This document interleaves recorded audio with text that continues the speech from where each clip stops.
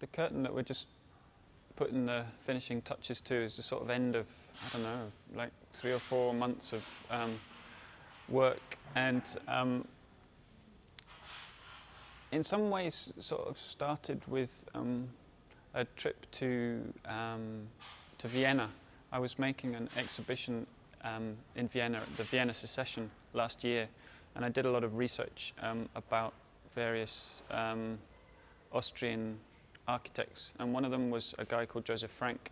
who worked in Vienna until 1930 when he left and went to live in Sweden. And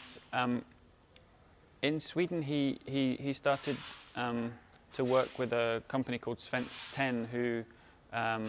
produced some of his textile designs and still do to this day. And the pattern that you see on the curtain is derived from one of his earlier patterns from 1928 called Aralia, and but it's quite typical of the kind of very sort of energetic and bold designs, which of course were extremely sort of radical when they were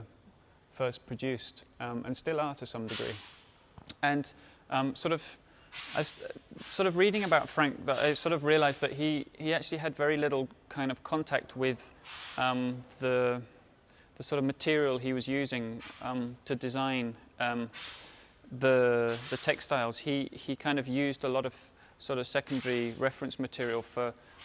images of plants and things like that, and never actually had any contact with the kind of tropical vegetation very often that he would use. And so in a way, following on from a lot of other projects I've done, which sort of traces the origins of things and sort of like taking things step by step back to their sort of source, I kind of came up with the idea to go to the rainforest basically, and find a tree to use to make a block printed version of the Aralia design. And so I was actually doing a residency in Trinidad, and met a guy who runs a timber yard, and he sourced a West Indian cedar for the project, which is really the perfect wood for making wood blocks, because it's quite tough but quite light. And we made 16 wood blocks that make up the 4-color pattern for the project, and spent about 3 weeks then printing the curtain block by block, color by color, and just building up the lengths of fabric one by one. And actually what I've done is sort of in a way created a kind of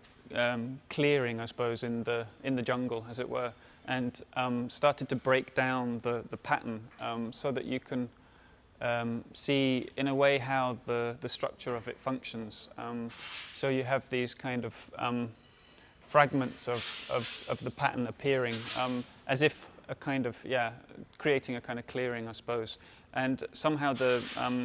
what's behind the curtain somehow fills that gap in a way, which is the tree from Trinidad. Well, once the blocks were made, the printing process is extremely kind of laborious, and it is partly why it's kind of died out as a way of printing textiles. There's very few people now printing with woodblock, but it does give the fabric a very particular quality, and basically what happens is you start with your 16 blocks, which are there's 4 blocks for blue, 4 blocks for green, 4 blocks for yellow, and 4 blocks for red. And one color after that, you start with blue and then move on to the red blocks, and then so on and so on, and gradually start to build up the pattern. One of the things that the curtain does is, in a sense, divides the big exhibition space at the DCA in two, and creates a kind of facade in a way, behind which you have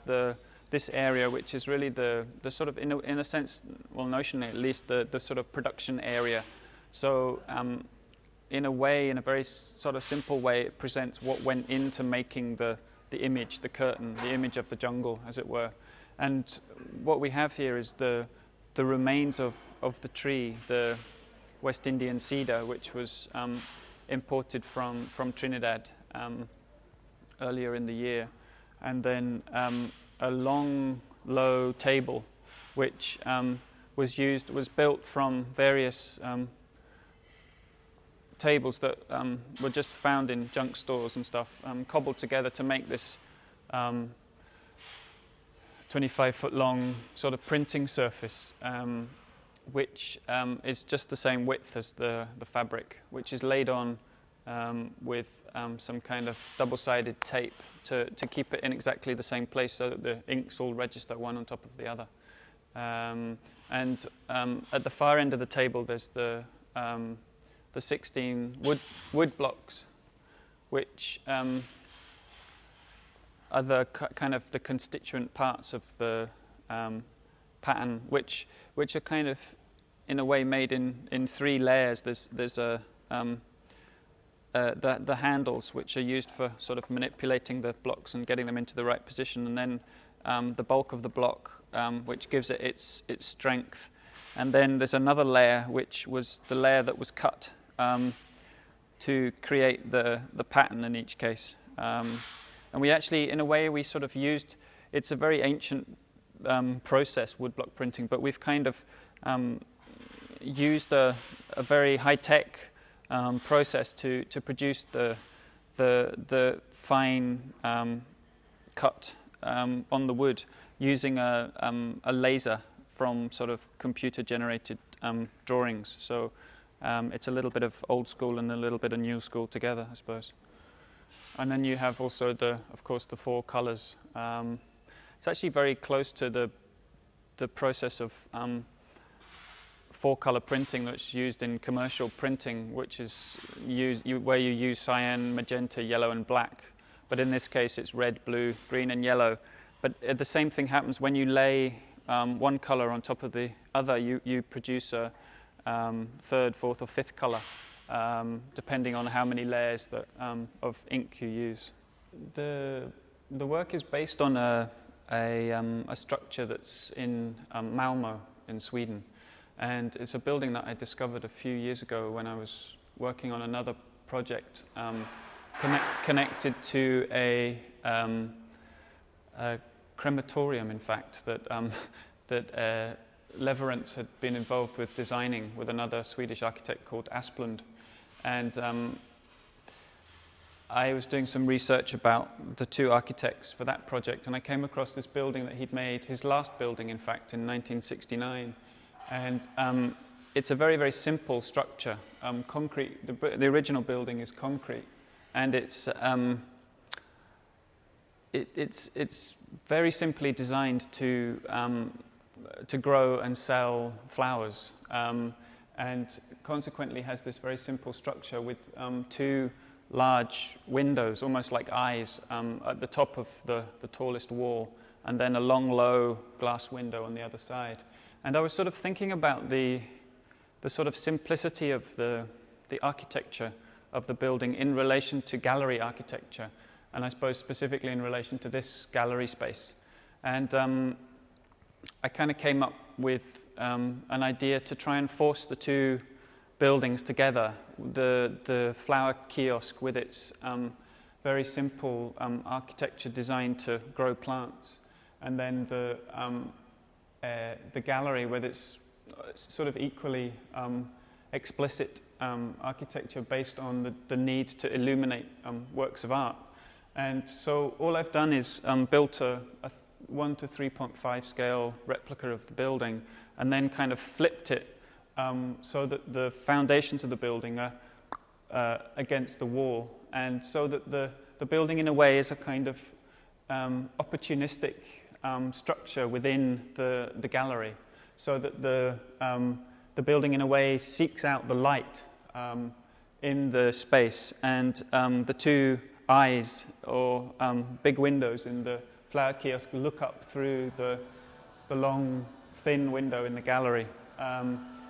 and sort of funnel light through the building down onto the wall below. And I suppose the feel of the building is very much to do with a kind of